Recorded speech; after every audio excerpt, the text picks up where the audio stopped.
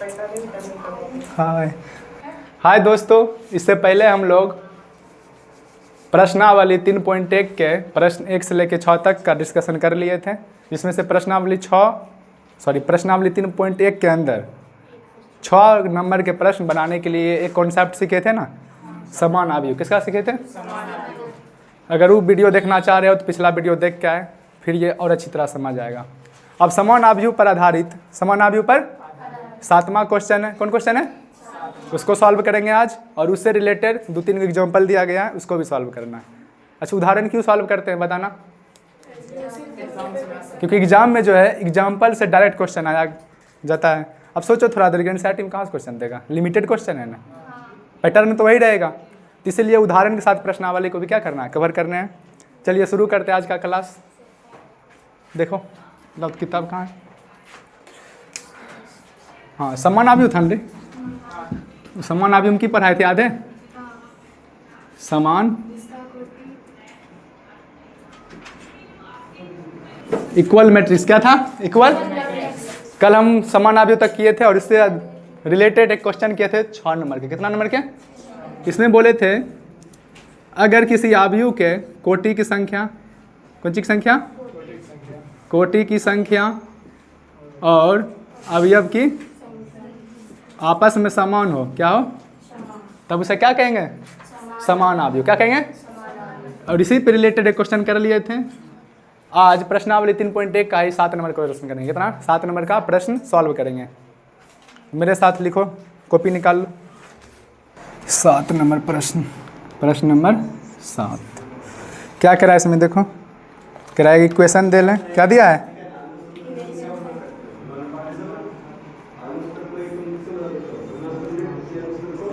समीकरण। क्या है? समीकरण इक्वेशन के रूप में दिया गया। कैसे दिया है? a - b 2a - b 2a + c 3c + d।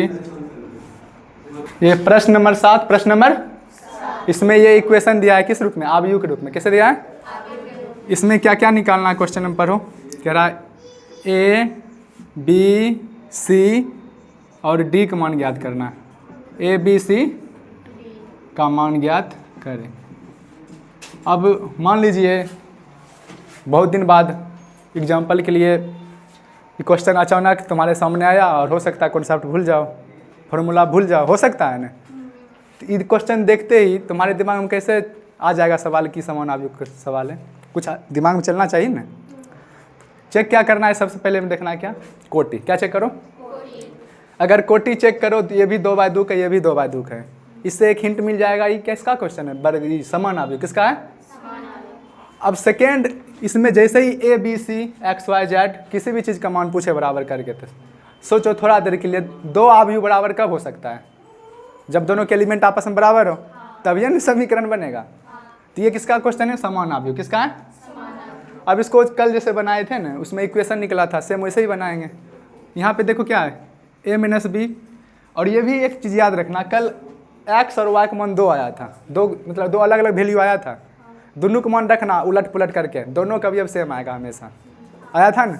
Same नहीं आया था? अगर सेम नहीं आएगा तो फिर समान आव्यूह कहलाएगा ही नहीं। तो यहाँ a, b, c, d का मान ज्ञात करना है। अब सोचो इसमें 1, 2, 3, 4 अलग अलग क्या दिया? इक्वेशन दिया है। सिंपल सी बात है, 4 अलग अलग क्या होगा? समीकरण बन सकता है। यहाँ सबसे पहले एक बराबर क्या होगा? एक रिस्पेक्ट में ये होगा। देखो एक संगत क्या बोलते हैं? इसके संगत ये अवयव, इसके संगत ये अवयव, इसके संगत ये और इसके संगत ये। ठीक है, तो यहाँ पे a - b बराबर है -1, a - b बराबर -। अब यहाँ से देखो क्या कर सकते हैं, a - b है, उसके बाद अगर इसका इक्वेशन ले क्या, 2a - b बराबर 0 है ना। ये दोनों इक्वेशन यूज करके a और b का मान निकाल सकते हैं। दोनों इक्वेशन यूज करके नहीं निकाल सकते हैं? अरे बोलो। उसके बाद निकालना है क्या? c और d, c और d। अब थोड़ा देर के लिए सोचो, अगर यहाँ से a और b का मान निकल जाएगा तो यहाँ पर एक मान रख के c का मान निकाल लेंगे। किसका निकाल लेंगे? और c का निकलेगा तो फिर इसमें रख देंगे। यानी कि सबसे पहला फोकस इस पे करना है, इसका वैल्यू निकालना है ना। तो समीकरण 1 की समीकरण 2। इसी तरह से 2a + c बराबर क्या हो जाएगा? 5, क्योंकि इसके रिस्पेक्ट में क्या होगा, बराबर होगा। और 3c plus d is equal to 13, कितना आ जाएगा। अब देखो यहाँ पे मान निकाल के यहाँ पे डायरेक्ट रख देंगे, आंसर आ जाएगा। पहले इसको सॉल्व करते हैं। ये किसका क्वेश्चन है, समान आव्यूह के, किसका, समान आव्यूह। चलो बताओ तो इसको सॉल्व करें कितना तरीका। अच्छा एक बात बताना, केमिस्ट्री से लेके फिजिक्स से लेके मैथ तक ये समीकरण देख रहे हो, एंट्री मार रहा है इधर, मारा है सभी जगह, यहाँ पर भी आ गया है। अब इसको सॉल्व करने का तरीका पता रहना चाहिए। तो सॉल्व करने का बहुत सारा तरीका है। क्या क्या तरीका है, सबसे अच्छा विधि क्या होता है, आराम से विलोपन विधि करो। इस भाग में क्या करो, अगर विलोपन विधि नहीं आता प्रतिस्थापन करो तो नहीं लंबा होता है। एक होता है पूर्ण वर्ग विधि, क्या होता है, तो इसको हम विलोपन विधि सॉल्व करते हैं। किससे, अब देखो क्या बोले थे, इसमें चेक करो पहले, ए और ए आपस में बराबर नहीं है ना, और बी और बी क्या है, बराबर है ना। अगर मान लो ये भी बराबर नहीं रहता, ये भी बराबर नहीं रहता, तब यहाँ गुना करके दोनों के बराबर करते हैं, किसी एक पद के क्या करते हैं, बराबर। लेकिन एक पद बराबर ऑलरेडी है ना, यानी कि एकरा में कोई एक्स्ट्रा गुना करने की जरूरत नहीं है ना समीकरण। इसको हम घटा देते, क्या करते, क्यों घटा क्यों रहे वो भी समझो। क्योंकि ये देखो माइनस में, ये भी माइनस में, जुड़ नहीं जाएगा, इन दोनों काटना है। और माइनस में अगर मान लो किसी भी अलजेब्रा है, समझो क्या समीकरण है ना, अगर घटाएंगे चिन्ह क्या होगा, बदल जाएगा। चिन्ह क्या आ जाएगा, घटाने में चिन्ह क्या होता है, सही बात है ना। इन्हें कि हमारे बात में गलत कर देना, यानी कि यहाँ प्लस है, कौन सी है, तिकी हो जाएगा, माइनस क्या हो जाएगा, ये है माइनस तिकी हो जाएगा, प्लस क्या हो जाएगा, और ये है प्लस तिकी हो जाएगा, माइनस, चिन्ह बदल गया। यही ना नॉर्मल, बीबी खत्म, चलो जाओ नाना घर, मतलब अपन घर जाओ। अभी दोनों देखो ये माइनस में आ गया, a minus 2a, a minus 2a बराबर इधर कितना आया, -1 -0, इतना ही नया है। यहाँ से देखो कितना हो गया, -a बराबर -1, तो माइनस माइनस प्लस, एक मन कितना आया, एक ने, एक मन कितना आया। अब इस a जो एक मन 1 आया है, कितना आया है, इसको हम कहीं भी रख सकते हैं ना, इसमें रख दो या इसमें रख दो, इनसे निकल जाएगा। अब क्या करते हैं, समीकरण 1 में मान रख देते हैं, कहाँ पे, समीकरण 1 में मान रखने पर ए का किसका रखेंगे। अच्छा आप लोगों को फील नहीं हो रहा है कि ये 10th का ही मैथ है, बार बार द्विघात समीकरण एंट्री मार रहा है, देख रहे हो कितना बार मार चुका है। तो एक मान किस में रखेंगे, समीकरण 1 ही में रख रहे हैं ना। देखो a माइनस बी बराबर कितना है, -1, इसमें भी रख सकते हो, कोई दिक्कत नहीं है। तो एक जगह कितना आ जाएगा, 1 माइनस बी बराबर -1, यहाँ से b उधर जाएगा, अरे समझ जाओ, b उधर जाएगा तो प्लस ही आएगा, तो प्लस, तो कितना हो गया 2 ना, b का मान कितना आ गया, यानी कि a और b का मान हो गया, अगर मान तो खत्म। यानी कि अपना ठेठी भाषा में इसको क्या कहते थे, याद है, ट्विंग गले, चल निकल यहाँ से, नहीं बोलते थे, खेलते रहते, ट्विंग गली, भाग यहाँ से। तो अब यहाँ देखो c है ना, क्या है, और C और D। अब क्या बोले, यहाँ A और B का मान निकल गया। अब देखो C किसके साथ रिलेशन में, D के साथ है और एक साथ, C के साथ और D के साथ, C एक साथ है और D के साथ। D का मान नहीं पता है, एक मान पता है। अब इसमें क्या करेंगे, फिर से एक मान रख देंगे, किसका मान रख देंगे, उससे C निकल जाएगा। चलो इसको बोल देते हैं क्या, 3, इसको बोलते हैं 4, क्या बोलते हैं 4। तो वापस एक मान, किसका मान, A का मान समीकरण 3 में रखने पर, कहाँ पे, 3 में रखने क्या हो जाएगा, देखो 2a plus c is equal to 5, यही ना है। एक जगह कितना मान रखाएगा, 1 प्लस c बराबर 5, तो यहाँ से 2 plus c is equal to 5, तो c बराबर कितना आ गया, 3, c बराबर कितना आ गया, c का भी मान हो गया, ये भी पुंग गया। अब बचा d, क्यों चाहिए, अब c से हेल्प ले क्या कर सकते हैं, d का मान निकाल लेंगे। तो यहीं पे क्या करेंगे फिर, किसका मान, c का मान, किसका मान, c का मान समीकरण 4 में रखने पे, कहाँ पे, 4 में रखने पर, समीकरण 4 यही रहा। तो 3c plus d is equal to कितना हो जाएगा, 13, c का मान कितना है, 3, d का मान फाइंड करना है, कितना हो जाएगा, 3 3 9, 9 प्लस d बराबर 13, d बराबर कितना हो गया, 4, कितना हो गया। इस तरह से ये क्वेश्चन बन गया। इसमें एक सिंपल है ना, समान आव्यूह कॉन्सेप्ट था, अलग अलग का मान निकालना है, और समान आव्यूह पे इस पे आधारित है ना। इस बार अगर सब एग्जाम दी होगी तो उसमें पक्का आया होगा क्वेश्चन, समान आव्यूह रिलेटेड 100% हो सकता होगा। तो यहाँ पर a b c d का मान निकालना था, एक मान यहाँ गया, b का मान ये रहा, c का मान ये, d का मान।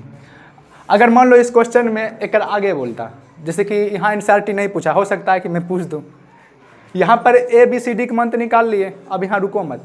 अब हो सके रहे इक्वेशन को कहता ये दोनों का आव्यूह है ना परफेक्ट मान लिखो। जैसे कि यहाँ पर आव्यूह के अंदर संख्या के मान आयल है ना, अब यहाँ पर ए बी के मान ए सी के मान सी डी के मान रखेंगे तो यहाँ पर भी आव्यूह निकल जाएगा। तो भी नहीं कर सकते हैं, अगर पूछेगा तो भी कर देंगे। सब के मान यहाँ रखेंगे, यहाँ भी एगो, और ये जो आव्यूह आएगा ना 100% -1 यहाँ आएगा, यहाँ 5 आएगा, यहाँ 0 आएगा, यहाँ पे 13, तब ये क्वेश्चन सही होगा। जैसे बच्चा में याद करो समीकरण चेक करती थी, जांच करने का तरीका क्या था, रख रख के चेक करते थे। यानी कि इस सब के मान यहाँ पे रख, देखो यहाँ 1 के मान कितना आया, 1 कितना आया है, और b का मान कितना आया है 2, तो 1 - 2 कितना होता है, देखो -1 के बराबर हो गया, नहीं हो गया, 1 - 2 कितना हो गया -1। यानी कि ये जो इसके बराबर है, ये अपना कॉन्सेप्ट भी यही कह रहा है समान आव्यूह का। और यहाँ पर कितना आना चाहिए 5, कितना आना चाहिए 2 × 1 2, और सी का मान कितना आया 3, 2 3 + 5। इस तरह से एक कर मान एक रिस्पेक्ट में क्या होगा, बराबर होगा। इसलिए कह सकती है क्या है, समान आव्यूह का क्वेश्चन है। किसका क्वेश्चन है, ये था 7 नंबर प्रश्न। कितना, अब देखो इसी पर रिलेटेड उदाहरण भी दिया गया है 2-3, उसमें से 1-2 उदाहरण बता देंगे और बाकी इजी है। तब तक आप बनाइए, लिखिए। यही है ना, इसमें क्या क्या निकालना है। ये उदाहरण नंबर 4 है। इसमें सिंपल देखो, सबसे पहले क्या चेक करने बोले थे, कोटि ना, क्या चेक करना है, इसका कोटि चेक करो। पहला पंक्ति, दूसरा पंक्ति, तीसरा पंक्ति, यानी कि 3 पंक्ति, 3 क्या हुआ 1 2 3, 3 क्या है अष्टम, 3/3 है। यानी कि दूसरा आव्यूह भी कितना कोटि होना चाहिए, 3/3 के, कितना होना चाहिए, तब ये समान आव्यूह क्वेश्चन कहलाएगा। अगर ये समान आव्यूह है, कुछ ही बोलेंगे, यदि ये दोनों आपस में क्या है समान आव्यूह, और यहाँ पे बराबर करके लिख भी दिया क्वेश्चन में, तो लिखने की जरूरत है नहीं, यहाँ पे ऑलरेडी बोल रहा है कि दोनों आपस में क्या है समान है, क्या है। तो अपन कॉन्सेप्ट की कहता है, यदि समान आव्यूह होगा, यहाँ वाला एलिमेंट इसके बराबर होगा, ये एलिमेंट इसके बराबर होगा, यानी कि आव्यूह एक के अंदर जो अवयव होगा, एक का रिस्पेक्ट में आव्यूह दो जो अवयव होगा आपस में क्या होगा, बराबर होगा। तो उसके अनुसार क्या निकालना है, सुनो, एक मान, बी का मान, सी का मान, एक्स का मान, वाई और जेड। अब इधर देखना कैसे निकालेंगे, सोचो। कोई ऐसा है जो अकेला है, देखो अकेला कुंची कुंची फट निकलेगा मान, सोचने की जरूरत नहीं उतना। देखो a - 1 है, एक के रिस्पेक्ट में कौन बराबर होगा, -3 में, तो इसको पहले उठा के बाहर फेंको, तो a - 1 बराबर 3 हो गया, a - 1 बराबर 3। इसी तरह से b पकड़ो, क्या पकड़ो, b - 3, ये किसके बराबर होगा, इसके, लो ये क्या कर बराबर गया 2b + 4 के, बराबर करते चलो। उसके बाद x + 3 है, ये किसके बराबर होगा, 0 के, क्या बराबर होगा, यानी कि x + 3 बराबर में 0। और क्या है इसके बाद, चलो y का मान देखते हैं, किसका मान, y का मान जो होगा इसके बराबर होगा, और c के भी मान है कहीं पर, क्या c का मान में है, क्या हुआ, देखो ये है c का मान, क्या करो यहीं पर रख दो, यहाँ रख देते, ठीक है। तो ये जो मान होगा ये 0 के बराबर होगा, किसके बराबर, यानी कि 2c + 2 = 0। समझ रही हो, सिंपल है ना। बस इसके अगर ऐसे भूल जाती हो तो नामकरण कर दो ना, a11 a12 करके, तब तो याद रहेगा ना दोनों आपस में बराबर है, नामकरण कर सकते हैं ना। यानी कि 2c + 2 के बराबर हुआ 0 के। और क्या है इक्वेशन, देखो a हो गया, b का आ गया, x का आ गया, c का आ गया, y बचा ले, क्या बचा है, और z, y और, तो यहाँ पे देख लेना y यही दोनों रिलेशन होगा निक्रम, यानी कि 2y - 7 = 3y - 2। इसी तरह से z क्या है, जेड का मान यहाँ पे निकल रहा है, तो निकाल देते हैं। कौन है रे, जेड जेड जेड, ये रहा, कौन है, जेड + 4, ये जो होगा क्या बराबर होगा, 6 के, क्या बराबर होगा। यानी कि क्वेश्चन में ऑलरेडी सब दिया गया था, बस अलग अलग मान कर लिए, अब सबका अलग मान निकालेंगे, आंसर हो जाएगा। बहुत बहुत बहुत बहुत हलवा क्वेश्चन है। तो एक मान कितना हुआ, 4, कितना हुआ, 4 हो गया ना। इसी तरह से बी देखो, अब अच्छा समझना, इस तरह के क्वेश्चन सॉल्व करके एक बड़ा हुई होगी। इस तरह क्वेश्चन अगर नहीं पढ़ी हो और 10th में आ गई हो, शायद तुम इस ग्राहक नहीं होगी, अगर इस ग्राहक होगी भी तो समझ लो फालतू होगी। अरे इस तरह की क्वेश्चन सॉल्व किए बिना 10th में जाना मतलब समझती हो, ये दुनिया के लोग होगी, तुम बताना। b - 3 है ना, तो आप देखो क्या करते हैं, क्या बोले थे, ये समीकरण है ना, इसको सॉल्व करो, जायत वाला के एक बगल लाया, यूँ देखती हो भेदभाव होता है, 4 + 3, ये इधर आ जाएगा, इधर चल जाएगा। अच्छा कोई बात नहीं, देख लो यहाँ पर माइनस है, क्या है a - 1 बराबर क्या है माइनस, क्या है देखो a - 1 बराबर कितना है -3, बाय मिस्टेक लिखा गया था ना। चलो तो एक मन कितना आ गया -3 + 1 ना, तो -2 कितना आ गया, ठीक कर लो सब। और उसके बाद ये है तो क्या होगा b - 2b, उधर 4 + 3, ये ठीक है ना। होता है देखो एग्जाम में भी ऐसे तुम सबसे भी गलती होता होगा, झटपट में लिखती होगी प्लस में मिस्टेक कर देती हो, इसलिए प्रैक्टिस करना जरूरी होता है, प्रैक्टिस करके सीख जाओगे। अभी देखो ये कितना हो जाएगा -b और ये 7, तो b बराबर कितना हो गया माइनस, ये ठीक है ना। b का मान निकाल लिए, उसके बाद x का मान तो डायरेक्ट आ गया -3, c का मान डायरेक्ट आ गया 1, समझ रहे हो डायरेक्ट हम कर रहे हैं। ये 2 इधर जाएगा माइनस है, क्या हो जाएगा, सॉल्व कर दे। देखो 2c बराबर कितना होगा -2, c बराबर -2/2 -1 क्या हुआ, c का मान कितना आया माइनस। इसी तरह से यहाँ पे y का मान निकालना है, ये इधर आएगा 2y - 3y -2 + 7, तो -y इधर क्या बचा +5, तो y बराबर कितना हो गया -5। और यहाँ z है ना, z बराबर हो गया 2, कितना हो गया, एक बार सब चेक कर लो, अच्छा से निकल गया। और जब कभी भी एग्जाम में क्वेश्चन आएगा ऐसा आएगा समान अवयव से, बस यहाँ पे उल्टा पुल्टा इक्वेशन का फॉर्म देगा, मान निकालना होगा, क्या निकालना होगा। और ये बात याद रखना, ऐसा जब इतना ईजी था मुझे लगता है। प्रश्न नंबर 6 याद है, प्रश्न नंबर 6 याद है ना। प्रश्न नंबर 6 में एक रास्ते ज़्यादा लंबा चौड़ा मेथड किए थे गुणनखंड का, इसमें तो उससे सीधा डायरेक्ट आंसर निकल जाएगा। ये हो गया आंसर, ठीक है। उदाहरण नंबर कितना था 4 में, इसको लिख लो। अब देखो नेक्स्ट क्वेश्चन क्या है, इसका हिंट देते हैं, आप लोग खुद बना लीजिएगा, देख लो।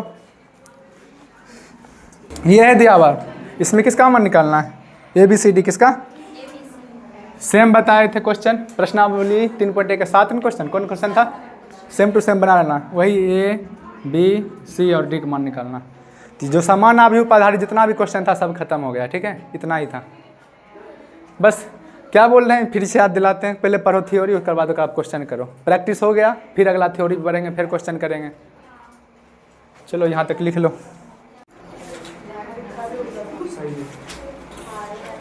चलिए देखिए आंसर मिला, 2 मिनट में बताते क्वेश्चन। क्या बोल रहा है, x तथा y के प्रदत्त किमान के लिए, अब देखो ये नाम आ गया प्रदत्त, पता नहीं कि अजीबोगरीब नाम देता है, हिंदी की है खासियत है, अरे खासियत नहीं है, अजीबोगरीब नाम देता है। यानी कि नीचे में को दिया गया अवयव, क्या दिया गया है, और अवयुग जोड़ा दे ले, देखो क्या कह रहा है, निम्नलिखित युग्म समान है, निम्नलिखित युग्म। आप सोचो किसको कैसे सॉल्व किया जाए, यहाँ पर x और y का मान रख के चेक नहीं करेंगे, क्या कह रहा है, देखो निम्नलिखित युग्म समान कब होगा, एक बार x बराबर यहाँ रखेंगे 3, फिर y बराबर रखेंगे 7, कितना चेक करे तरीका देखो ना, x मान यहाँ रखेंगे 3, यानी कि इसको सॉल्व करके 0 आना चाहिए, कितना आना चाहिए, इसको भी सॉल्व करके 4 आवे चाहिए, और y का मान 7 रखने पर 8 आना चाहिए, और y - 2 यानी कि 5 आना चाहिए, कितना आना चाहिए, 1 नंबर ऑप्शन यही है ना। सुन लो इस तरह के दिया रहेगा अवयव, पहले ये देखो 2/2 है, पता चल रहा है, बस चेक करने के लिए बोल रहा है दोनों अवयव समान है या नहीं है, इन चेक करना है, x और y का अलग अलग मान रख। अब बताओ होते x का मान 3 रखेंगे, कितना है 1 - 3 कितना होगा, 3 गुना -1/3 न होगा, तो कितना होगा देखो तो -1 नहीं हुआ बराबर, तो पहले से चेक न हो गया, ये तो होगा नहीं जिंदगी में कहियो, संभव है ही होगा। चलो पहला ऑप्शन खत्म, दूसरा C नंबर देखते हैं, क्या नंबर, इसमें वापस चेक करेंगे, रख वहाँ पे y का मान रख के चेक करो, सिंपल है, इसका मान कितना है 7 + 1 8, y का मान मिल रहा है यहाँ पे, रुको इसी तरह से यहाँ पहुँचना चाहिए, 7 - 2 5 आ गया, यानी कि ये मान होगा, मुझे लग रहा है इतना। x का मान फिर रखेंगे, कहता है नहीं, ये भी नहीं होगा, ये भी नहीं हो रहा है, यानी कि ये भी क्या है गलत, यानी कि इसमें रख के चेक करना है, जो मान इसके बराबर हो जाए मतलब क्या कहलाएगा, समान अवयव, क्या कहलाएगा। अब इसमें देखो x बराबर -1/3 रखेंगे, कितना हो जाएगा,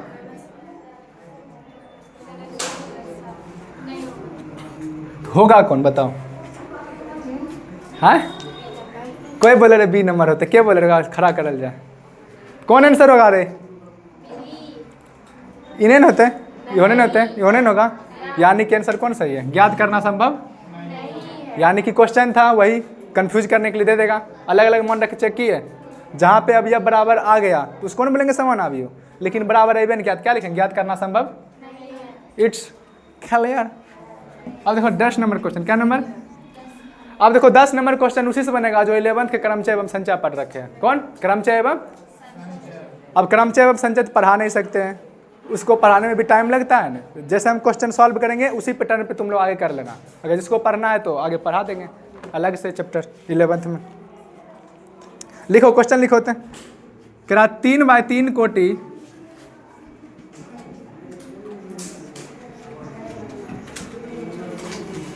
तीन बाय तीन कोटि के ऐसे आव्यूह हो कि कुल कितनी, यही लिखल है, संख्या होगी जिनकी, क्या लिखा है?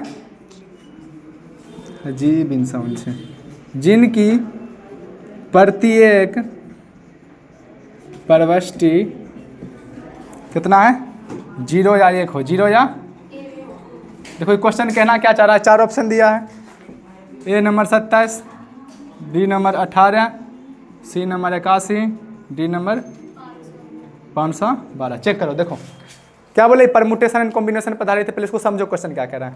देखिए 3x3 के आव्यूह लिखो, क्या लिखो? 3x3 के, यानी कि कुछ इस तरह से होगा 3x3 के ना, यानी कि 3 स्तंभ 3 स्तंभ 3 पंक्ति। अब देखो क्या कह रहा है? प्रत्येक जो स्पॉट है ना, प्रत्येक अवयव की जगह क्या कह रहा है? प्रत्येक प्रविष्टि मतलब होता है अवयव, क्या होता है? भूलना मत। प्रत्येक अवयव की जगह है ना, या तो 0 रखाएगा या तो 1 रखाएगा, या तो 0 या तो। अगर एक हम बनाना चाहे, सोचो कैसे बना सकते हैं? एक बार यहाँ 0 रखेंगे, ऐसे बना सकते हैं 0। देखो इधर, अब यहाँ पर मान लो 1 रख दिए, फिर 0 रख दिए, फिर 1 रख दिए, 0 रख दिए, 0 रख दिए, 0 रख दिए, 0 1 रख दिए, इस तरह से रख सकते हैं ना। यानी कि इसको भी ध्यान मत मत रखो ये क्या आया है, बस यहाँ पर समझना। क्वेश्चन ये कह रहा है, यहाँ पर जिस सब स्पॉट है ना, दिख रहा है, यहाँ पर या तो 0 होगा या तो 1 होगा, या तो 0 होगा या तो 1 होगा। इसी तरह से यहाँ 0 होगा या तो 1 होगा, 0 होगा या तो 1 होगा। यानी कि प्रत्येक अवयव पर क्या संभावना है? 2 गो संभावना नाम आते ही प्रायिकता आता है। क्या होता है? और प्रायिकता से पहले परमुटेशन एंड कॉम्बिनेशन पढ़ना जरूरी होता है, क्रमचय एवं। अब कैसे बनेगा सोचो, इसमें बनाने का तरीका क्या है? 2 संभावना आ रहा है, क्या संभावना आ रहा है? और कितना बार आ रहा है? 9 बार में। क्या बार आ रहा है? इसको परमुटेशन एंड कॉम्बिनेशन आराम से कैसे लिखेंगे वो समझना। फिर से देख लो, यहाँ क्या बोल रहा है? 0 और 1, 0 और 1। यहाँ पे या तो 0 होगा या तो 1 होगा, 0 होगा या तो 1 होगा। इस तरह से क्या संभावना है? 9 ना, क्योंकि 9 अवयव है। क्या गो? यानी कि 9 अवयव की जगह पर है ना, या तो 0 होगा या तो 1 होगा। यानी कि बदल बदल बनाएंगे तो बहुत सारा बनेगा ना। अब कितना बनेगा ये नहीं पता है, इसके लिए हम क्या करेंगे? परमुटेशन कॉम्बिनेशन यूज करते हैं। पहले ये देखो, एक अवयव पर टोटल कितना आएगा? कौन सी संभावना? कितना अवयव आने का? 0 या 1 है ना, 0 या 1, यानी कि 2 संभावना। कितना है? क्या बार है? 9 बार। क्या बार है? तो क्या लिखते हैं? 2 गुना 2 गुना 2 गुना 2 गुना 2 गुना। अभी देखो ऐसे बता रहे हैं, 1 2 3 4 5 6 7 8 9, 1 2 3 4 5 6 7 8 9।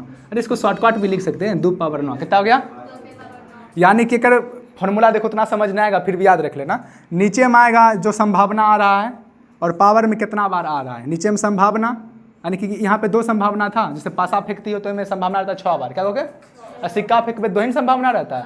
जैसे मान ले कि यहाँ पे संभावना है, देखिए थे संभावना 2 बार आया, और पावर में की लिखेंगे कितना बार दोहरा रहा है। क्या बार मतलब ऐसे ऐसे समझोगे कि सिक्का है, क्या है? सिक्का को बार बार उछाली, 10 बार उछाली। क्या बार उछाली? अब बताओ सिक्का को 10 बार उछालने की प्रायिकता क्या होगा? अब इसको बच्चा में पढ़े भी लंबा चौड़ा, यहाँ चुटकी में सॉल्व होते हैं। बता, सिक्का का सॉल्व, सिक्का की संभावना कितना है? 2 ने, या तो 1 आएगा या तो सॉरी क्या हम बोल रहे, या तो हेड आएगा या तो टेल आएगा, और 10 बार उछालेंगे। क्या बार? सीधा 2 पावर 10 कर देंगे, 2 पावर उतना संभावना हो जाएगा। इजी, यही परमुटेशन एंड कॉम्बिनेशन है। यानी कि इस जगह पर आने की संभावना 2 था, कितना? और ये 9 बार दोहरा है। क्या बार? सीधा 2 पावर 9 कर देंगे, कितना हो गया? 500 बार है। कितना हो गया?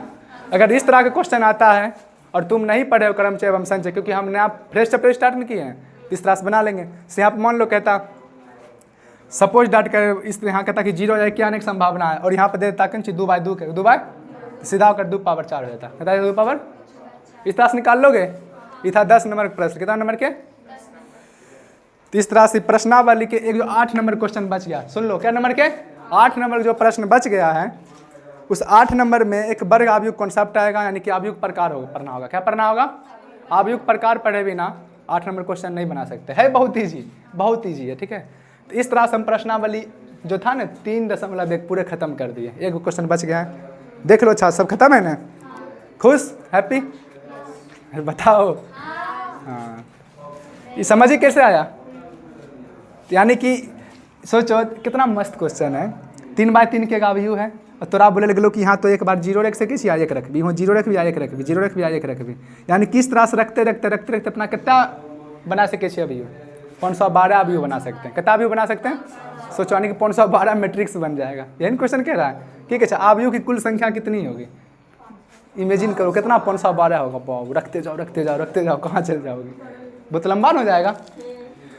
चलिए ठीक है, फॉर्मूला लिख रहे हो तो भूल जाओ, क्या बोलेंगे यहाँ पे चेक कर लेना। यहाँ पे फॉर्मूला लिख लेते हैं, यहाँ पे देख लेना संभावना कौन सी।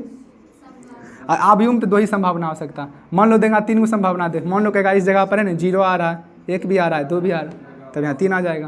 कितना जाएगा, माइंड खोल रहे हो। 4 आ जाए तो 4 यहाँ लिख देंगे, 5 रहेगा तो 5 लिख देंगे, ट्रिक हो गया ना। यानी यहाँ, हाँ तो यहाँ हो गया संभावना और यहाँ हो गया अवयव की संख्या, कोई संख्या पावर में। तो यहाँ पे 2 संभावना था, 2 हो गया पावर में 9, कितना हो गया 512। इसी तरह से देखिए लोग अगला क्वेश्चन, मान लो यही सेम क्वेश्चन रहता, 0 और 1 है, कितना 2x2 आव्यूह, कितना 2x2 कोटि के एक ऐसा आव्यूह कुल संख्या निकालिए जेकर अवयव या 0 हो सकता है या तो 1 हो सकता है। तो का लिखे का तरीका क्या है, एक यहाँ लिखो, एक यहाँ, एक यहाँ, एक यहाँ। 2x2 है, 2 बाय यहाँ या तो 0 आएगा या तो 1 आएगा, 0 आएगा या तो 1 आएगा, 0 या 1, 0 या 1। तो यहाँ पर प्रत्येक पाने की 2 संभावना है, कितना है संभावना, वाह खुशी, 2 संभावना है ना, 2 लिख देंगे। और कितना बार आ रहा है अभी, अब 4 बार में, यानी कि 16 कहाँ, हाँ 16, कितना हो जाएगा। यानी कि 2x2 का अवयव है, और अगर अवयव या तो 0 ये रख सके या फिर 1 ही रख सकते हो, या तो 0 रखो या तो 1 रखो, तो उससे टोटल अवयव कितना आएगा 16, कितना आएगा। तो इस तरह क्वेश्चन कर लोगे। ये था किसका 11th कॉन्सेप्ट था, PNC का, PN permutation and combination question था। है इसका रियल में किसका क्वेश्चन है नहीं है, ठीक है, ये था दूसरा चीज क्वेश्चन, बस यहाँ दे दिया। हैप्पी, बताएं पार्टी देन खत्म हो गई थी। प्रश्नावली 3.1 निपट गया। प्रश्न 8 बच गया था ना, इसको सॉल्व करने के लिए चलिए हम लोग पढ़ते हैं आव्यूह प्रकार, कुछ पढ़ेंगे। और ये कुछ खास है नहीं, लेकिन देखो एक चीज़ पहले बताते हैं, मैथ में बिहार बोर्ड वही पूछेगा जो खास नहीं है, मतलब जो हार्ड नहीं है, नीचे से पूछता है। कहाँ से पूछता है, इसमें भी आव्यूह जो है ना बहुत सारा आव्यूह प्रकार हो सकता है, लेकिन ये हेल्प करेगा सिर्फ कॉन्सेप्ट समझने में, कुछ समझने में। चलिए लिख लो साथ में, लिखिए आव्यूह का प्रकार, आव्यूह का टाइप ऑफ मैट्रिक्स। क्या पढ़ेंगे, टाइप्स ऑफ मैट्रिक्स। लिखिए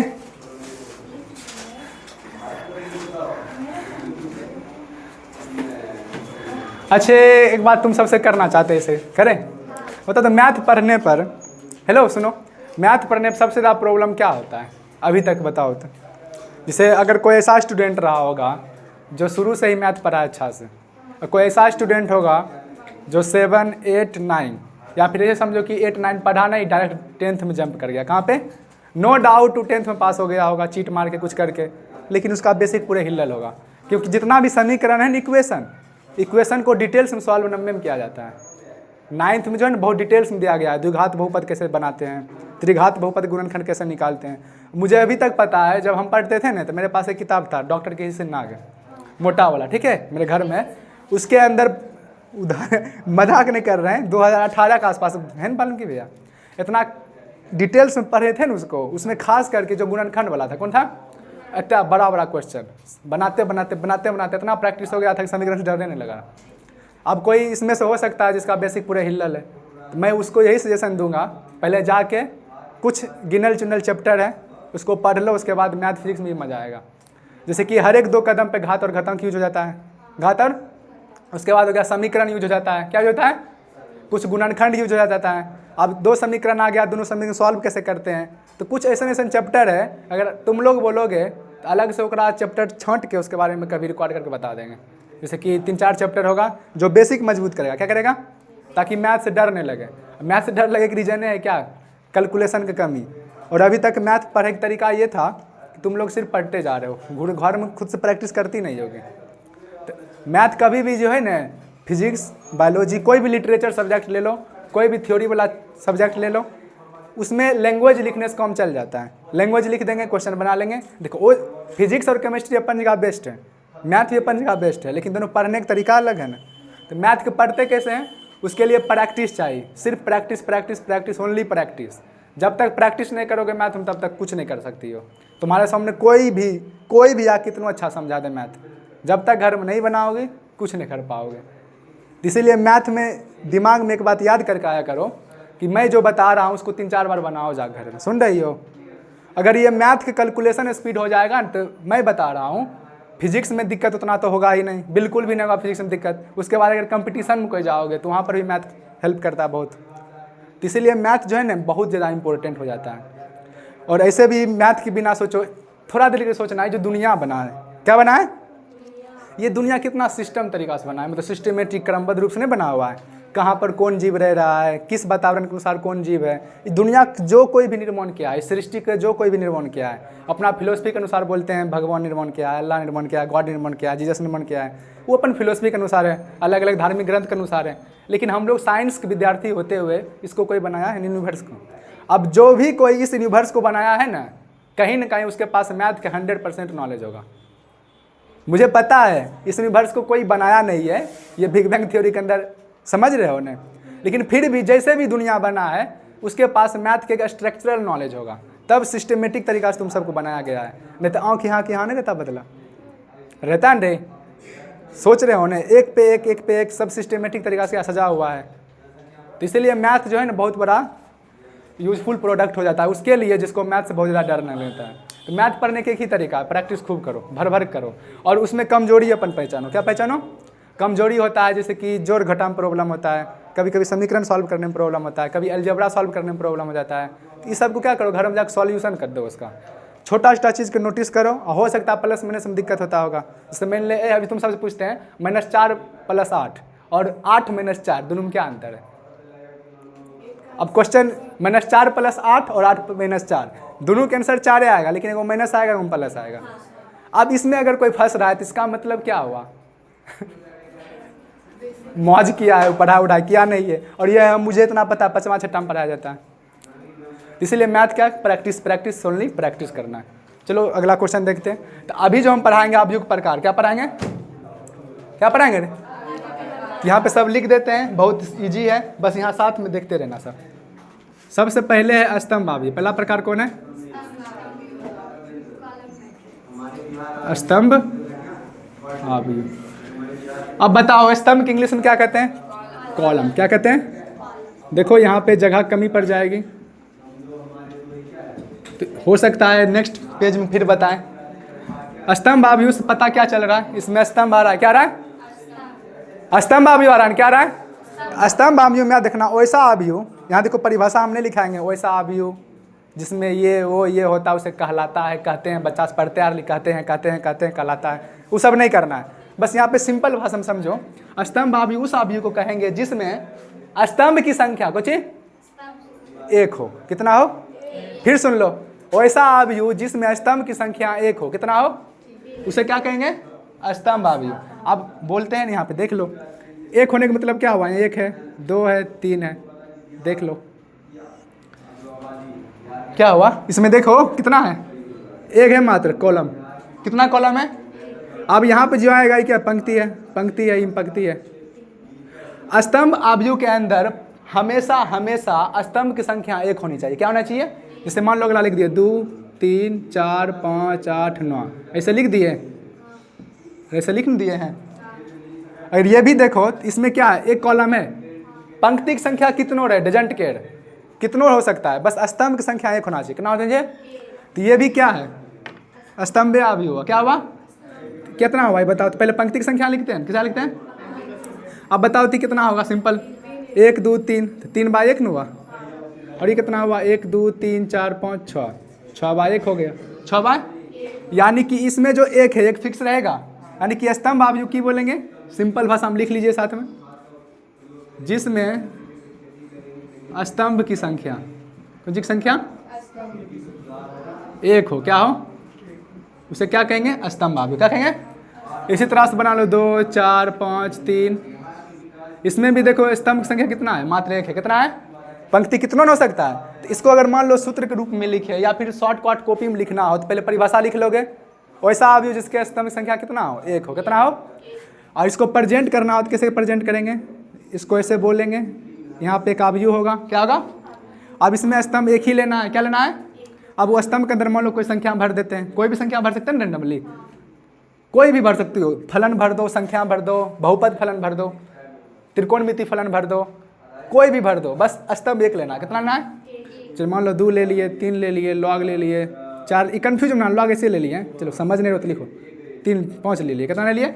इसमें स्तंभ संख्या फिक्स है, यानी कि एक मन फिक्स रहेगा। और यहाँ पर जो आएगा वो पंक्ति की संख्या होगा, ये बदलते नहीं रहेगा, तो हम एम लिख देंगे। क्या लिख देंगे?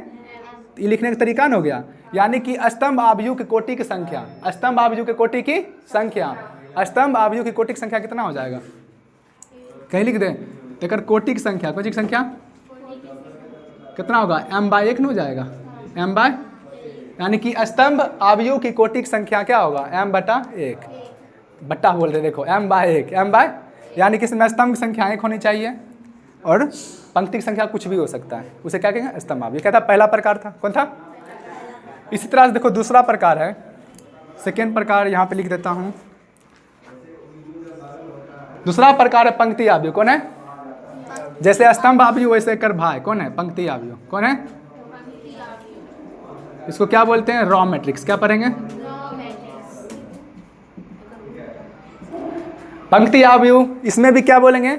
वैसा आव्यूह जिसमें पंक्ति की संख्या एक हो। कितना हो?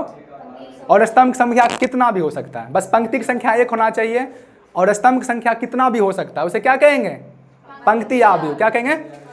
यानी कि इसमें लिंग लिख सकते हैं, इसमें परिभाषा लिखना नहीं है, फिर बता रहे हैं परिभाषा एग्जाम में लिख देना पूछेगा तो, लेकिन एग्जाम में तो कभी परिभाषा आएगा नहीं, ये तो फिक्स है। कॉपी में ऐसे लिखो कि तुमको समझ आए। नोट खुद के अनुसार बनाया जाता है, सामने वाला के अनुसार नोट कभी नहीं बनाना चाहिए। खुद से बनाओगे तो खुद ज़्यादा समझ आएगा। हो सकता है तुम 3 के कुछ और तरीका से लिखो, मैं कुछ और तरीका से लिखूँ, इसलिए अपन नोट होता है। बोलती हो ना अपन घर, जैसे अपन नोट होता है। इसमें पंक्ति की संख्या कितना है? लिख लो, इसमें पंक्ति की संख्या एक हो। कितना हो?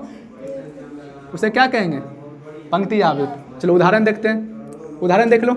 जैसे एग्जाम्पल के लिए 1 2 3 4, इसमें देखिए पंक्ति संख्या एक है। कितना है? अब स्तंभ देखो 1 2 3 4 स्तंभ हो गया। कितना हो गया? इसी तरह से मान लो लेना है 2 लेना है, 4 लेना है, 8 लेना है, 9 10 12 चलते चलो। बस ये एक पंक्ति है, बस देखना है पंक्ति देखना है। क्या देखना है? पंक्ति। पंक्ति की संख्या एक हुआ, स्तंभ भले कितना हो जाए, क्या कहलाएगा? पंक्ति आव्यूह। क्या कहलाएगा? यानी कि इसको हम लिखेंगे कैसे? तो वही तरीका है, सबसे पहले पंक्ति की संख्या है, इसमें पंक्ति की संख्या एक जहाँ फिक्स रहेगा और इसमें देखो कितना है? 4। कितना है? इसमें कितना है? 1 बाय 1 2 3 4 5 न 1 2 3 4 5 6। कितना हो गया? 6। कुल मिला के दोनों एक दूसरे से मिलता जुलता परिभाषा है, तो इसको रटने के बिल्कुल भी प्रयास मत करना। आराम से क्या बोलोगे? जिसमें एक स्तंभ हो। कितना हो? और स्तंभ एक होने का मतलब ये हुआ पंक्ति कितना भी हो सकता है। उसी तरह से कर उल्टा, जिसमें एक पंक्ति हो और स्तंभ बहुत सारा हो, तो क्या हो जाएगा? पंक्ति आव्यूह। क्या हो जाएगा? तो इसके लिए अगर हम कोटि लिखते हैं, क्या लिखते हैं? कोटि में क्या एक फिक्स रहेगा ना, पंक्ति की संख्या क्या हो गया? फिक्स, और एक केन रहेगा तो एक फिक्स हो गया, और स्तंभ की संख्या n होता है, लिख सकते हैं। ये हो गया स्तंभ आव्यूह कोटि। क्या हो गया? समझ गए उन्हें? ये 2 प्रकार हो गया। कितना? अब नेक्स्ट प्रकार चलने से पहले इसको अच्छी तरह समझ लो, लिख लो। चलो अगला आव्यूह पर बढ़ते हैं आगे। 2 आव्यूह हो गया, स्तंभ आव्यूह और पंक्ति आव्यूह। अब हम लोग पढ़ेंगे अगला प्रकार। कौन पढ़ेंगे? अगला प्रकार है, सुनिए इधर, वर्ग आव्यूह। कौन है? देखियो ऐसे लिखते हैं कि एक बार में सब आ जाए, वो तो लिख लियो ना आव्यूह प्रकार। सबसे पहले लिखते हैं वर्ग आव्यूह। क्या लिखते हैं? अब एक बाद जितना भी प्रकार आएगा ना सब एक बाल बच्चा होगा, मतलब सब इसी का क्या होगा? अगला जनरेशन होगा, यानी कि वर्ग आव्यूह से ही क्या होगा, अगला सब आव्यूह को निर्माण होगा। अब हैं बस तत्समक आव्यूह होगा एक, हाँ शून्य आव्यूह को छोड़कर। एकाकी पढ़ेंगे स्क्वायर मैट्रिक्स, हेडिंग दो स्क्वायर मैट्रिक्स। बच्चा में किस किस को वर्ग और आयत में प्रॉब्लम होता था, वर्ग के आयत के। इसमें नाम से क्या पता चल रहा है, स्क्वायर, क्या पता चल रहा है, इसको तो अच्छा समझना। वर्ग मतलब क्या होता है, लंबाई चौड़ाई एक रकम हो गया। वर्ग एक प्रकार का आयत है ना, और इसको हम सजा के सरे आयताक्रम रूप में, अच्छा समझना कुछ रूप में। तो वर्ग बनने के लिए क्या जरूरी है, दोनों साइड बराबर होना चाहिए, दोनों क्या, चारों साइड बराबर होना चाहिए, चारों भुजा क्या होना चाहिए, बराबर। तो यहाँ पर क्या बराबर होगा, पंक्ति की संख्या और स्तंभ की संख्या अगर बराबर है, पंक्ति की संख्या और स्तंभ की संख्या अगर बराबर है तो उसको क्या कहेंगे, वर्ग आव्यूह, क्या कहेंगे। और साथ ही साथ कोटि की संख्या क्या होना चाहिए। अब देखो क्या होता है, जैसे वर्ग आव्यूह बनाएंगे तो सिंपल सी बात है। अब एक बगल हम लेते हैं, देखो दो कंपेयर नहीं करना चाहिए, समान आव्यूह दो आव्यूह लेकर कंपेयर नहीं कर रहे हैं, यहाँ पे सिर्फ और सिर्फ वर्ग आव्यूह समझ रहे हैं। क्या समझ रहे हैं, परिभाषा मेरे साथ लिखो, देखो वैसा आव्यूह, लिखो वैसा आव्यूह जिसमें पंक्ति की संख्या और स्तंभ की संख्या बराबर हो, क्या हो, वैसा आव्यूह जिसमें पंक्ति की संख्या और स्तंभ की संख्या बराबर हो उसे वर्ग आव्यूह कहते हैं। क्या कहते हैं। अब आप लोग बताइए पंक्ति की संख्या किससे लिखते हैं, पंक्ति की संख्या के लिखने तरीका क्या है बताओ। यानी कि वर्ग आव्यूह कल आएगा यदि कुछ, यदि पंक्ति की संख्या, क्या बोलेंगे, पंक्ति की संख्या बराबर क्या होना चाहिए, स्तंभ की संख्या। तो इसको शॉर्ट फॉर्म में क्या लिखेंगे, m बराबर n, m बराबर, यानी कि जितना पंक्ति की संख्या है उतना ही क्या होना चाहिए, स्तंभ की संख्या होना चाहिए, उसे क्या कहेंगे, वर्ग आव्यूह। और इसी पे आधारित सेम टू सेम 8वां प्रश्न है, कौन है। अब देखो 8वां प्रश्न निपटाते हैं, उल्टा हो देखो है क्या बोल रहा है। प्रश्न नंबर 8, प्रश्न 8 में ये कह रहा है, चेक करो अपना अपना कॉपी। बोल रहा है एक मैट्रिक्स है ए, एक मैट्रिक्स है ना, ए आई जे m बाय n, एक वर्ग आव्यूह है, एक वर्ग आव्यूह है यदि, एक वर्ग आव्यूह है यदि 4 ऑप्शन दिया है, m smaller n, b number option है m greater than n, c बराबर m बराबर n और d बराबर, एक शॉर्टकट एन भी बोल सकते हैं, इनमें से कोई नहीं को, इतना ऑप्शन है ना। अब बताओ वर्ग आव्यूह होने के लिए क्या शर्त है, क्या कॉन्सेप्ट है, पंक्ति की संख्या और स्तंभ संख्या क्या होना चाहिए, ये नहीं है ना, नहीं होगा, ये भी बराबर नहीं होगा, सी नंबर हो जाएगा, ये क्या है आंसर है। और ये 8 नंबर प्रश्न पीछे छोड़ दिए थे, उसको आप कवर कर लेंगे। ये क्या था, वर्ग आव्यूह क्या था, चलिए लिख लो, इसको लिखो, ये मेन परिभाषा लिख लो ना, लिख लिए आगे बढ़ाए। चलो अगला देखो क्या है, 3 प्रकार पढ़ लियो, अब नेक्स्ट प्रकार पर चलते हैं। तो इसके आगे जितना भी आव्यूह आएगा वो सब क्या कहलाएगा, वर्ग आव्यूह। मतलब वर्गीय आव्यूह क्या होगा, अलग अलग निकलेगा आव्यूह, ठीक है। कोई प्रॉब्लम, कोई प्रॉब्लम आ रहा है, चलो देखते हैं। अब क्वेश्चन बता दिए थे, डिस्टर्ब कर रहा है, इसको हटा देते हैं रास्ता से, खत्म। अरे कितना प्रकार हुआ, 3 गुण हो गया, कितना 3। चौथा प्रकार हेडिंग में सब विकर्ण आव्यूह,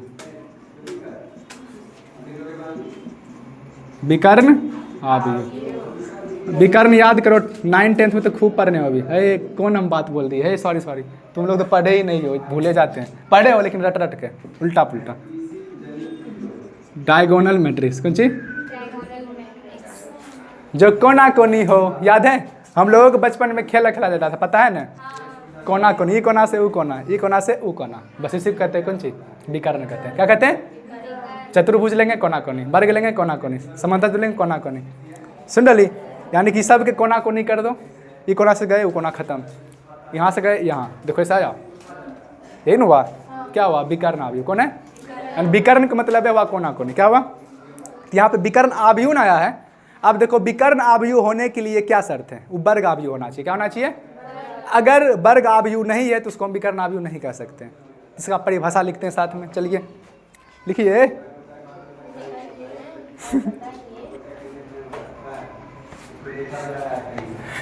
अच्छा समझना, इसका लैंग्वेज बनाने से पहले एक चीज देखो। पहला क्या बोले, विकर्ण आव्यूह कौन आव्यूह कहलाएगा? वर्ग आव्यूह। क्या कहलाएगा? विकर्ण आव्यूह होने के लिए शर्तें क्या है? वर्ग आव्यूह होना चाहिए। क्या होना चाहिए? अगर वो वर्ग आव्यूह है, मान लो अगर कोई आव्यूह दिया है मैट्रिक्स, अगर वो वर्ग आव्यूह है, क्या है? ठीक। और वर्ग आव्यूह का मतलब तुरंत बता रहे हैं, सभी अवयव संख्या और पंक्ति की संख्या क्या ना, स्तंभ पंक्ति क्या होना चाहिए? सेम होना चाहिए। जैसे कि एक में एग्जाम्पल नहीं दिए थे क्या? इसमें एग्जाम्पल जैसे कि ये हो गया, मान लो अच्छा पहले देख लो वर्ग आव्यूह की एग्जाम्पल देख लो। जैसे 2 है, 3 है, 4 है, 5 है, 6 है, 7 है, नहीं 8, 9, 10। देखो अब यहाँ पे देखना अच्छा से, इसमें देखो कितना है, 1 R1 R2 R3, 3 पंक्ति है। कितना है? 3 पंक्ति। स्तंभ भी कितना होना चाहिए? 3। C1 C2 C3, इसको वर्ग आव्यूह बोलेंगे, यानी कि 3/3 के, यानी कि पंक्ति भी समान और स्तंभ भी समान। कौन नहीं होगा? अगर पंक्ति की संख्या और स्तंभ संख्या समान ना हो, मतलब ये हो गया, मान लो 2 है, 3 है, 4 है, 5 है, 6 है, 7 है, इस तरह से एक मैट्रिक्स है ना। इसमें देखो पंक्ति की संख्या कितना है? 2, और स्तंभ की संख्या कितना है? 3। तो ये क्या होगा? m बराबर n नहीं हुआ, यानी कि वर्ग आव्यूह नहीं है। तो वर्ग आव्यूह कैसे होगा? समझ गई? स्तंभ संख्या पंक्ति संख्या क्या होना चाहिए? बराबर होना चाहिए। और विकर्ण आव्यूह में भी क्या बोले, वर्ग आव्यूह का ही क्या होता है? विकर्ण आव्यूह निकलता है। क्या निकलता है?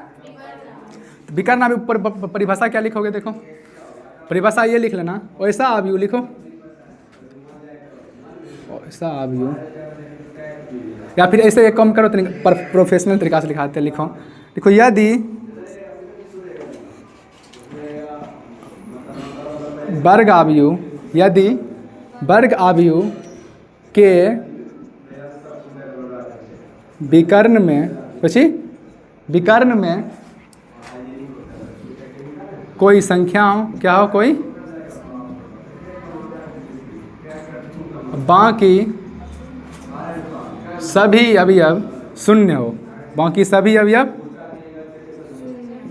चलो एग्जांपल देंगे, समझ जाओगे। ये क्या कह रहा है? इसमें पहले वर्ग आव्यूह लेंगे, कोई वर्ग आव्यूह क्या लेंगे? पंक्ति की संख्या स्तंभ संख्या बराबर लेंगे। इंक जा रहा है, करो दम टूट रहा है बेचारा के, बोल रहा है हम पानी पिलाओ, मर जाएंगे नहीं तो, गर्मी कितना है। नहीं 1 2 3 1 2 3 1 2 3, ये क्या हुआ? वर्ग आव्यूह। क्या है? आप विकर्ण आव्यूह परिभाषा दे रहे हैं, हमेशा डायगोनल लेना लेंगे। देखो ऐसे क्या लेना है?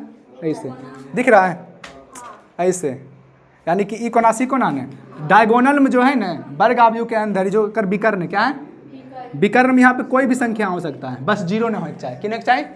यानी कि मान लो यहाँ 2 देते हैं, -3 देते हैं, यहाँ पे 4 दे दिए। इसके विकर्ण में, ये विकर्ण है, क्या है? विकर्ण। विकर्ण में 0 के अलावा कोई भी संख्या हो सकता है, लेकिन एक आसपास वाला सब की होना चाहिए 0, सब क्या होना चाहिए? तब इसको क्या कहेंगे? विकर्ण आव्यूह। वही लिखा है, यदि वर्ग आव्यूह के विकर्ण में, यदि वर्ग आव्यूह के विकर्ण में कोई संख्या हो, बाकी सभी अवयव क्या हो? शून्य हो, बाकी से क्या हो? यानी कि अगर डायगोनल विकर्ण में कोई न कोई यहाँ पे संख्या होना चाहिए। फिर सुन लो, यहाँ पे क्या? कोई न कोई नंबर। देखो यहाँ पे संख्या मतलब संख्या में समझो, यहाँ पे फलन भी आ रहा है, क्या आ रहा है? बस ओकर आसपास क्या होना चाहिए? यहाँ यहाँ यहाँ सब क्या चाहिए?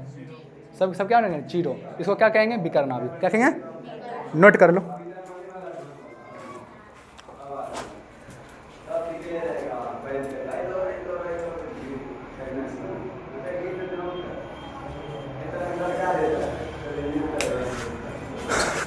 ये कितना था मैट्रिक्स? 3/3 के। मान लो ये मैट्रिक्स है, इसी तरह से मान लो 2/2 बनाना हो तो क्या हो जाएगा?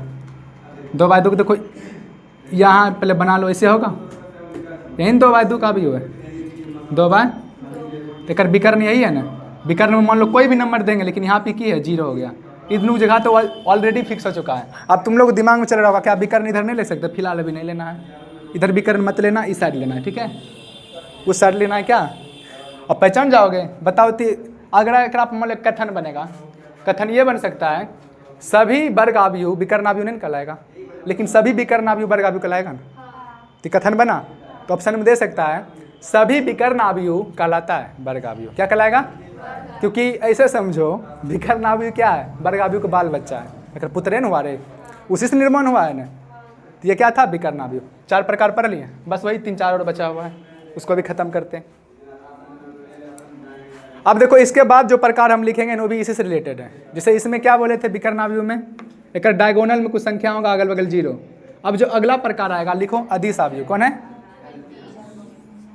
5वां प्रकार लिख लेना, अदिश अवयव। क्या लिखेंगे? अदिश। इसको पता है इंग्लिश में क्या कहेंगे? अदिश के नाम थे फिजिक्स में अच्छा सुनी होगी सर, स्केलर मैट्रिक्स। क्या बोलेंगे? Scalar matrix. क्या पढ़ेंगे? स्केलर। इसमें भी परिभाषा सेम टू सेम आएगा। अब देखो ऐसे समझो, यहाँ पे देखना, वर्ग अवयव का बेटा ये हुआ, एक बेटा ये हुआ, एक दादाजी नहीं हो गया, एक दादाजी नहीं हुआ। कैसे? क्योंकि विकर्ण अवयव बना है वर्ग अवयव से, और विकर्ण अवयव से बनेगा अदिश अवयव। एक मतलब अदिश अवयव भी तो वर्ग अवयव कहलाएगा, समझे हो ने? तो अब अदिश अवयव की परिभाषा क्या देंगे?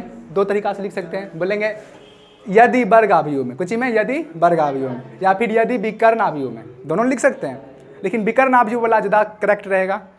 क्या होगा लैंग्वेज देखो, लिखो साथ में, लिखो यदि, लिखो विकर्ण अवयव में, यदि विकर्ण अवयव में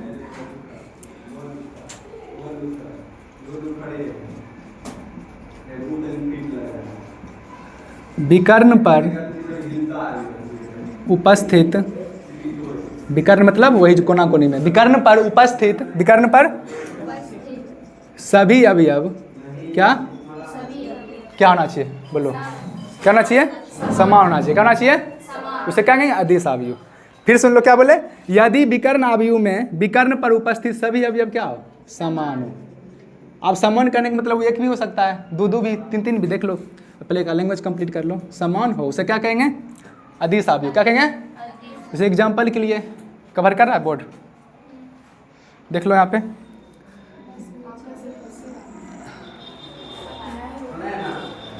अच्छा ये मिटा दे। देखो ये समझ गए हो ना? ये समझ गए हो रे? तो यहाँ इसका एग्जाम्पल देखते हैं। मार्कर दम तोड़ दिया, लाओ तू मार्कर जल्दी लाओ ना, उग रहा है कि नहीं करना। चलो वहाँ पे देखते हैं। विकर्ण अवयव बनाने के लिए क्या चाहिए? फिर बता रहे पंक्ति की संख्या, अष्टांग संख्या क्या रखो? बराबर। मान लो 3x3 को बना रहे, कितना के? 3x3 को बना रहे हैं, तो इसमें पंक्ति की संख्या और अष्टांग संख्या क्या होना चाहिए? बराबर। क्या होना चाहिए? अब देखो विकर्ण अवयव होने के लिए क्या बोले, यहाँ पे जो नंबर आएगा ये सब सब क्या हो जाएगा? सब क्या हो जाएगा? इसको विकर्ण अवयव कहेंगे। क्या कहेंगे? अदिश अवयव में ऐसा क्या है जो इससे अलग है? तो अब जैसे कर बेटा है तो कुछ न कुछ अलग होगा नहीं। तो विकर्ण अवयव में यहाँ पर कोई भी संख्या ले सकता है रेंडमली। यहाँ 2 ले लिए तो यहाँ 3, 4, यानी कि यहाँ पर आपस में समान हो भी सकता है, नहीं भी हो सकता है। लेकिन मान लो विकर्ण अवयव ऐसा ले लिए जिसमें यहाँ भी 4, 4, 4 आ गया, 3, 3, 3 आ गया, 5, 5, 5 आ गया, मतलब इसके विकर्ण में कुछ में सभी अवयव क्या आ गया? सेम आ गया। क्या आ गया? उसको एक अलग नाम दे दिया गया अदिश अवयव। क्या नाम दिया गया है? यानी कि यहाँ पे अगर 2 है तो यहाँ भी कितना होगा? 2। यहाँ भी कितना होगा? 2। ठीक है। अगर यहाँ पे 4 है तो यहाँ भी कितना होगा? 4। यहाँ भी कितना होगा? 4। तो इसको क्या बोल लेते हैं? अदिश अवयव। क्या बोलते हैं? इसे आप तुम लोग पहचानने के लिए दे सकते हैं 2, 0, 0, 2। अब ये प्रश्न देखो ध्यान से, ये विकर्ण अवयव है, इसके विकर्ण में 2, 2 सेम आ रहा है। क्या है? विकर्ण अवयव। और इस विकर्ण अवयव के लिए देखो, हाँ विकर्ण अवयव के अंदर क्या है? अदिश अवयव। कौन है? तो कंफ्यूज मत होना, वर्ग अवयव का बेटा विकर्ण अवयव, विकर्ण अवयव पुत्र अदिश अवयव। कौन है? यानी कि अगर मान लो यहाँ पे कथन पूछा जाता है, जिससे क्वेश्चन पूछेगा अदिश अवयव जो होता है, क्या होता है? अदिश अवयव कौन कौन अवयव कहला सकता है? विकर्ण अवयव भी कहलाएगा, वर्ग अवयव भी कहलाएगा। क्या क्या कहलाएगा? क्या हल्ला करता है सब, फांसी पर लटका देख सब। चलो देखो अदिश अवयव कॉन्सेप्ट समझ गए। यदि किसी विकर्ण में विकर्ण पर उपस्थित सभी अवयव क्या हो? समान हो। क्या हो?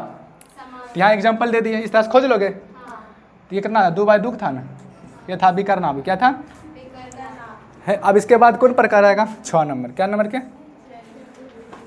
रेस्ट कर लो तनिको, सांस ले लो लंबा लंबा। अब तत्समक अवयव मतलब हुआ आइडेंटिकल मैट्रिक्स। क्या हुआ? यानी कि विकर्ण आव्यूह के अंदर सिर्फ एक होना चाहिए। कितना होना चाहिए? यानी कि इस जगह पर एक एक एक, ओनली एक होना चाहिए। क्या होना चाहिए? कि यहाँ पर भी कितना? एक एक, दोनों में एक होना चाहिए। यहाँ पर भी कितना? एक एक एक, यानी कि विकर्ण में आने वाले सभी अवयव क्या हो। तो हम लोग गाँव में बच्चा रहता है, वो पढ़ता है शौक से, शौक समझे छी। 2 दिन पढ़ लेते, तीसरा दिन स्टेटस लगे थे कि हम IPS क्रैक करेंगे, CPSC क्रैक करेंगे, समझ ले। चलो अगला प्रकार लिख लो। क्या नंबर है? 7 नंबर 6 नंबर? तत्समक आव्यूह। या की पढ़ते इंग्लिश में? Identical matrix. अभी तक जितना आव्यूह प्रकार पढ़ी हो ना, उस सब में से मोस्ट मोस्ट मोस्ट इम्पोर्टेंट यही है। वेरी वेरी वेरी इंपॉर्टेंट, याद रखना। ये आगे बहुत यूज होगा, खास करके आगे हम पढ़ेंगे ना जब सम्मित आव्यूह, असम्मित आव्यूह, विकर्ण आव्यूह, कुछ एक था रिवर्टिबल, यानी कि उसको क्या बोलते थे, हिंदी में भूल रहे हैं हम नाम, विपरीत क्या बोलते हैं? व्युत्क्रम आव्यूह। क्या बोलते हैं? उस सब जगह किसका यूज होगा? तत्समक आव्यूह। किसका होगा? इसलिए तत्समक आव्यूह को थोड़ा और अच्छा से एक्सप्लेन करेंगे, ठीक है। तो लैंग्वेज लिख लो साथ में। क्या लिख सकते हैं? वैसा। अब बताओ, देखो यह विकर्ण आव्यूह का पुत्र हुआ, यहाँ लैंग्वेज में लिख सकते हैं वैसा विकर्ण आव्यूह। देखो इसको टेक्निकल टर्म उतना हम नहीं बता रहे, सिंपल भाषा में समझा रहे हैं। किताब में लिखा होगा टेक्निकल टर्म में, ऐसे AIJ करके, कंफ्यूज मत होना। लिखो वैसा आव्यूह, सॉरी वैसा विकर्ण आव्यूह जिसके अवयव में, जिसके अवयव में जिसके जिसके जिसके हाँ, वैसा विकर्ण आव्यूह जिसके विकर्ण में, कुछ में सॉरी, विकर्ण में उपस्थित सभी अवयव एक हो। कितना हो? इस पॉइंट को नोट किया जाए। क्या बोले?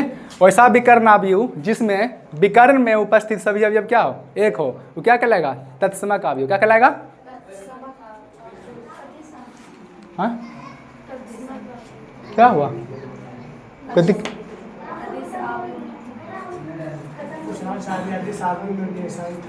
नहीं, अदिश आव्यूह में एक नहीं था।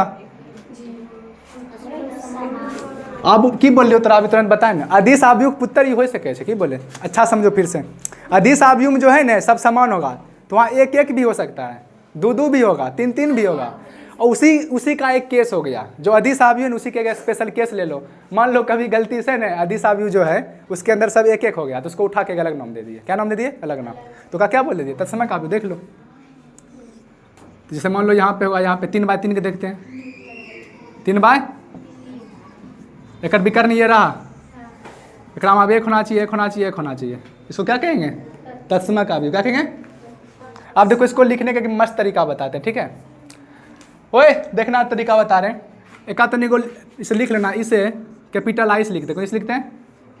और एक और चीज़ बताना भूल गए, इसी को बोलते हैं एकांक आव्यूह। क्या कहते हैं? ये नाम भी लिख लो। इसी को इकाई भी कह सकते हैं। क्या कह सकते हैं?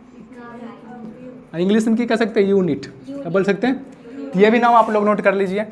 तत्समक आव्यूह को ही क्या कहते हैं? एकांक आव्यूह। इसको लिखते किससे हैं? Capital I. किसे लिखते हैं? अब देखो इसको समझने का बेस्ट तरीका क्या है, जैसे मान लो यहाँ पर 2 बाय 2 का आव्यूह बनाते, कितना? क्या बोले? यहाँ पे एक होगा, यहाँ पे एक होगा, बाकी सब 0 हो जाएगा। कितना जाएगा? इसका ये फॉर्मेट फिक्स है। यहाँ भी एक ही, सब 0, कितना होगा? 0 0 0 हो रहा है। नहीं तो अगर विकर्ण में कितना? एक एक एक आया, ये 2 बाय 2 है। अब देखो जैसे ही 2 बाय 2 है, कितना है? 2 बाय 2 के। देखना हम जानती हो कैसे लिखेंगे, तब I2 लिखते हैं। क्या लिखते हैं? यानी कि शॉर्टकट लिख तरीका समझा रहे हैं। अगर I2 लिखा है, क्या लिखा है? I2 मतलब वही 2 बाय 2 क्या है? आव्यूह। कौन है? तत्समक आव्यूह। और इसको हम I3 बोलेंगे। क्या बोलेंगे? यहाँ 3 की बताएगा, ये 3 बाय 3 क्या है? क्या है? विकर्ण आव्यूह, सॉरी क्या है? तत्समक आव्यूह। अगर कहीं पे लिखा है I4, अब कॉपी पेन उठाने की जरूरत नहीं है, ये 4 बाय 4 के है। कितना है? ये ट्रिक नहीं हो गया? ट्रिक क्या हो गया? अगर हम तत्समक आव्यूह निकालते हैं, क्या निकालते हैं? तत्समक आव्यूह के अंदर यहाँ पर अगर I4 लिखा है तो इसका मतलब ये 4 बाय 4 कोटि क्या हुआ? आव्यूह हुआ। 4 बाय 4 कोटि के। इसी तरह से I5 लिखा है तो 5 बाय 5 कोटि क्या हुआ? आव्यूह हुआ। तो तत्समक आव्यूह लिखने का सुंदर तरीका है। यही क्या था? तत्समक आव्यूह। और लास्ट में एक और बच जाता, लास्ट है शून्य आव्यूह। कौन है? देख लो, ये समझ गए तत्समक आव्यूह। अब बताओ वर्ग आव्यूह किस प्रकार में हुआ? वर्ग आव्यूह के अंदर क्या आया? विकर्ण आव्यूह, अदिश आव्यूह और तत्समक आव्यूह। तीनों एक ही रिलेटेड है ना। अब देखो शून्य आबियु, देखो की बोले थे याद है पिछला बार रे, कल कुछ बोले थे याद है। शून्य आबियु मतलब जकरा जिंदगी शुक्र शून्य कर दे, इसको बोलेंगे जीरो मैट्रिक्स। क्या बोलेंगे? अब एक शून्य आबियु का मतलब है क्या हुआ, अच्छा समझना। इसके अंदर जितना भी पंक्ति की संख्या होगा, स्तंभ की संख्या होगा, सब जीरो होगा। सब क्या होगा? अब दू बा एको हो सके छे, दुइयो हो सके छे, यानी कि आबियु कोटि कुछ हो, कोई फर्क नहीं पड़ेगा, बस उसके अंदर सभी अवयव कितना होना चाहिए? जीरो। अगर एक को गलती से जीरो नहीं हुआ तो उसको शून्य आबियु नहीं कहेंगे। यानी कि सिंपल भाषा में क्या करेंगे?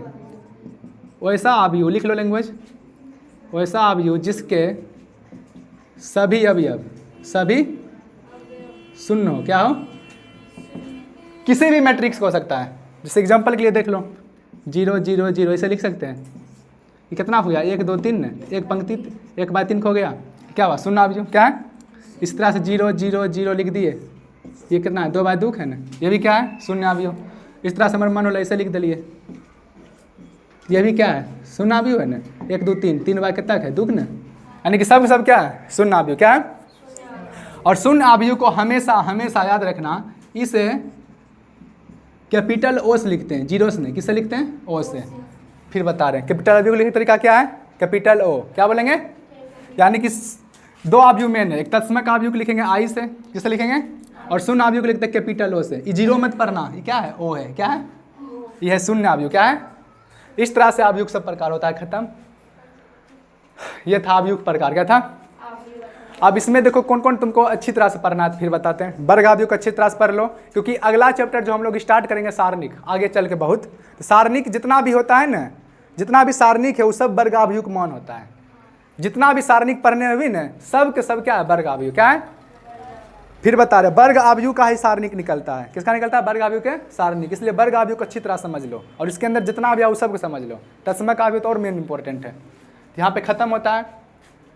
ठीक है, ये था प्रकार। क्या वही तो हो गया पंक्ति स्तंभ वाला। ओकरे नहीं है, एक बार आप लोग भी याद कर लीजिए। अरे पंक्ति किस में होता है? सुतल का कुछ, यानी कि क्षैतिज में जो होता है उसको क्या कहते हैं? पंक्ति। जो लंबा लंबी उसको क्या कहते हैं? स्तंभ कहते हैं ना।